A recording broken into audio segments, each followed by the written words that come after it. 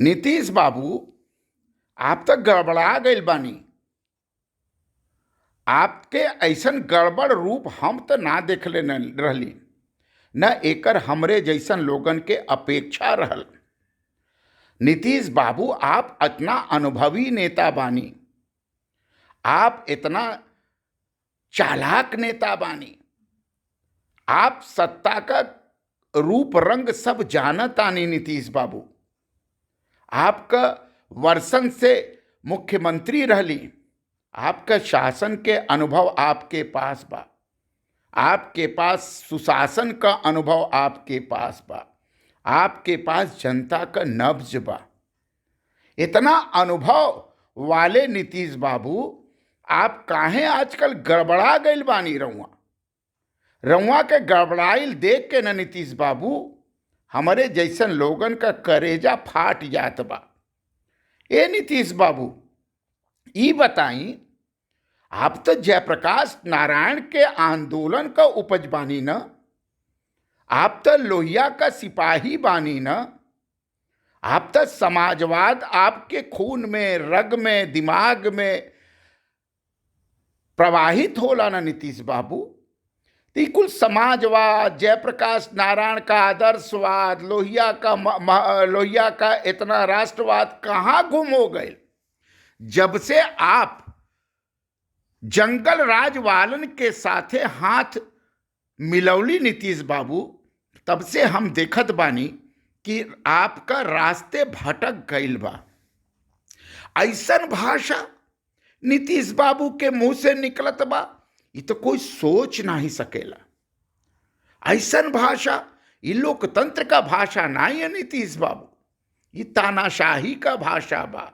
आप तो तानाशाही के खिलाफ रहल बानी ना, आप तो जेल गइल बानी तानाशाही के खिलाफ। तो तानाशाही का भाषा के सिखा दिले सरौआ के नीतीश बाबू, ये समझ में नइखे आवत। तनिको संवेदना भी नहीं बा आप में। बिहार के करोड़न लोगन के प्रति कोई संवेदना आप रउआ के पास नहीं रह गइल बा। इस संवेदनाहीन व्यक्तित्व तो आपका कब्बो नहीं रहल नीतीश बाबू। इतना निष्ठुर, इतना क्रूर भाषा आपके मुंह से निकलत बा कि ओके देख करके लगत बा कि सत्ता एक ऐसन चीज होले जे अच्छे से अच्छे संस्कारी मीठी भाषा बोले वाले लोगन के भी पथभ्रष्ट कर देला। हमके लगा था संगत का असर रउआ के हो गइल बा। अब आपसे बिहार संभरत नहीं बा। कितना बढ़िया काम कैले रही 2016 में बिहार में नशाबंदी करके। ये तो गांधी का सपना रहल न नीतीश बाबू, नशाबंदी। बिहार का महिला कितना खुश रही। बिहार के महिला के पति लोग नशे में घर परिवार बर्बाद करत रहल, ओके आप रोके का अद्भुत काम कैली नीतीश बाबू। लेकिन नशाबंदी कैले से फायदा का बा कि नियम कानून संविधान सब बन गए, लेकिन नशाबंदी जमीन पर ना ही लागू हो पावल बा। अब देखी ना, छपरा में 100 लोगन से ऊपर जहरीली शराब से लोग मर गइलन। एको बार आप ये कहे नहीं कहली नीतीश बाबू कि जहरीली शराब से जे मरल बा बिहारवासी, वो हमार भाई हुआ, हमरे परिवार का सदस्य हुआ, हम उनके प्रति संवेदनशील हैं, हमके बड़ा कष्ट बा उनके मरे पर। लेकिन आप तो ऐसन भाषा बोली कि जे पी उ मरी। तो एकर मतलब कि हर पिए वाला मर जाई। तो आप बिहार के लाशन का अंबार बनावे चाहत मानी का? ये तो सुशासन नहीं न बा नीतीश बाबू। ये भाषा कैसे निकलत बा आपके ऊपर? अरे मर गइलों परिवार, गरीब परिवार बा, पिछड़ा परिवार, अति पिछड़ा परिवार बा। ओके मुआवजा देवे में कौन चीज बिगड़ जाई आपका? आपकी गलती से मरलन, प्रशासन के गलती से मरलन, या कोई के गलती से मरलन, लेकिन मौत तो मौत होला ना नीतीश बाबू। जेकरे परिवार में मौत होला, ओकरे परिवार का दुख अपने ऊपर लेके जरा देखी तो ओकर दर्द रउआ के समझ में आई। नीतीश बाबू, आपके आंखी से आंसू भी नहीं निकलल बिहार के 100 लोगन के मरले पर। ओकरे बाद आपका भाषा इतना गड़बड़ बा, जांच नहीं करावत बानी आप, मौत छिपावत बानी आप। अरे कहीं मौत छिपेला नीतीश बाबू?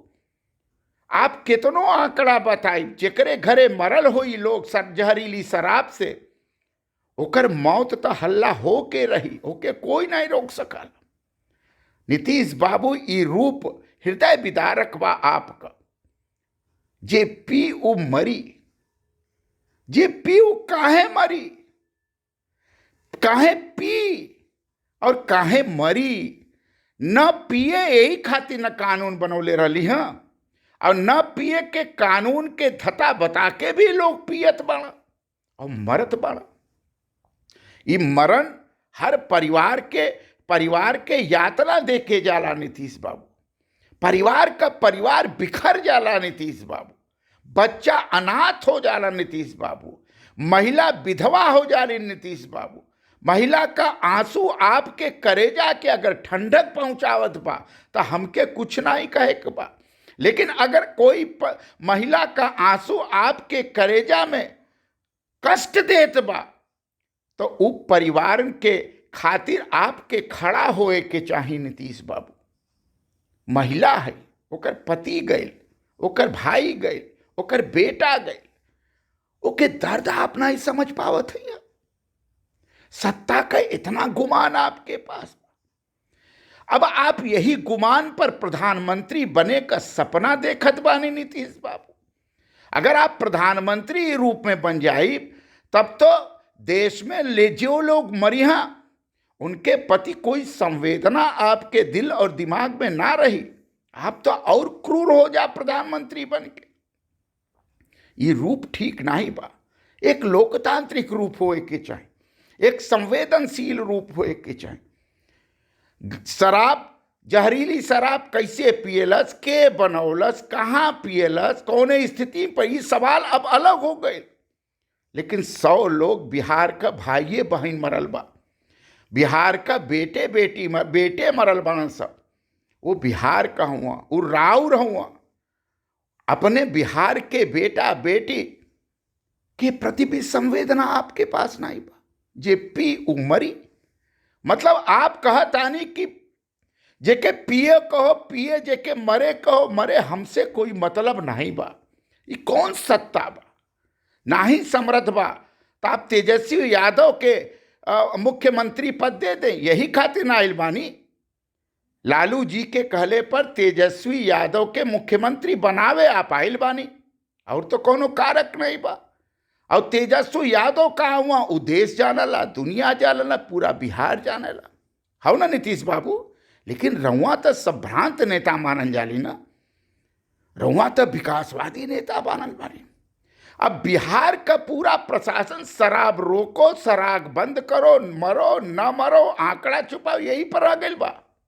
बिहार में शिक्षा का हाल बा। बिहार में युवा के रोजगार का घोषणा कैले लिए ऊपर लाठी चलत बा। नीतीश बाबू, लाठी आप युवाओं पर चलवावत बानी, काहे? का करत बाना युवा वर्ग बिहार का? अरे नौकरिये तो मांगत बाना नीतीश बाबू, अपन जीवने तो मानत बाना। कैसे मंगिया? आपे से न मंगिया, ओके समझावे के पड़ी, ओके सुलझावे के पड़ी। लेकिन आप जे पी उमरी, ये भाषा करेजा पर चोट लगल। बारे नीतीश बाबू, ये बदलल रूप हम लोग कल्पना ना कैले रही। पढ़ल लिखल आप बानी, मीठा स्वर आप कर रहल, इतना क्रूर, निर्दयी, निष्ठुर रूप तो हम ना देखले रही आपका। कहाँ से आ गए आप में? अरे शराब से लोग छपरा में 100 लोग मरल बारह, ओकर 100 लोग, उनकर अंत्येष्टि कैसे हुई, उनकर परिवार कैसे चलिहन, उनकर छोटे छोटे बच्चन का जीवन कैसे चली, एकर सोच होए के चाहिए। आप तो उखड़त बानी, आप तो ऊ भाषा बोलत बानी जो एक नेता का भाषा हो ही नहीं सकले। नीतीश बाबू, इस स्वरूप से जयप्रकाश नारायण का बिहार, जहां से संपूर्ण क्रांति का नारा लगा उठल। चाणक्य के बिहार, जहां से अर्थशास्त्र लिखल गए, वहां ओकरे दामन पर तो दाग लग गए। नीतीश बाबू, हे नीतीश बाबू, रउआ इस स्वरूप में मत रही, अपने पुराने स्वरूप पर आ जाए। जेकरे साथ जैसे संगत रही नीतीश बाबू ना, वैसे ही आपका प्रभाव पड़ी, नियम हो। तो जो संगत आप कैले बानी जंगल राज वाला, उस संगत जंगल राज वाला भाषा में ही निकली। ये तो बात बहुत साफ बा, ये तो बात हमहनों के समझ में आवत बा। नीतीश बाबू, बिहार के मौत का स्मशान मत बनाई, बिहार के एक स्वर्ग बनाई, बिहार के शांत और प्रसन्न चित्त राज्य बनाई। ये जरूरी बा। कुसंगत का असर पड़त बा तो ओके छोड़ दें, और अगर ना ही चलत बा बिहार तो छोड़ी, देश में प्रधानमंत्री बने का दौरा करी और प्रधानमंत्री बन के दिखाई। लेकिन ई रूप पर प्रधानमंत्री कैसे बनब आप, इस सवाल सबके मन के ऊपर बा।